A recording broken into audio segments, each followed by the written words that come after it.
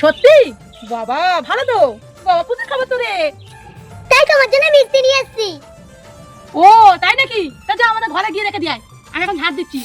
আরে না, তোমাকে মিষ্টিটা সঙ্গে সঙ্গে খাওয়াবো। আরে না রে, আমি এখন খাবো না, অনেক দিন পর একটা পান খেয়েছি আজকে রে, খুব পান খাওয়ার ইচ্ছা হচ্ছিল জানিস, তাই আজকে 10 টাকা দাম নিয়েছে। তুই এখন রেখে দিয়ে আয়, আমি পরে খাবো। আরে না, পানটা তুমি খাও। আমি তোমাকে এখনই খাওয়াবো মিষ্টি। আরে আমি সবে এই মাত্র পানটা দিলাম, আমি পরে খাচ্ছি, বললাম তো তুই রেখে দিয়ে আমি পরে খাবো। না না না না, আগে তুমি পানটা ফেলো দেখি, এখনই মিষ্টিটা তোমাকে খাওয়াবো।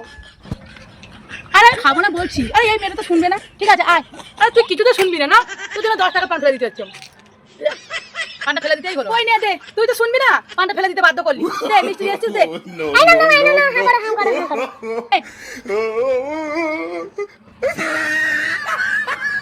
এই এটা মিষ্টি কোথায় তো চিনি। আমি তো রাস্তায় ঝাড় দিয়ে চাকরি পেয়েছি। তোমাকে কি রসগোল্লা এনে দেবো? 10 টাকার পান ফেলে আর চিনি খাওয়াচ্ছিস তুই আমাকে? তুমি হলো পাড়ার কাকিমা, চিনিটা পেয়েছো তোমার ভাগ্য ভালো।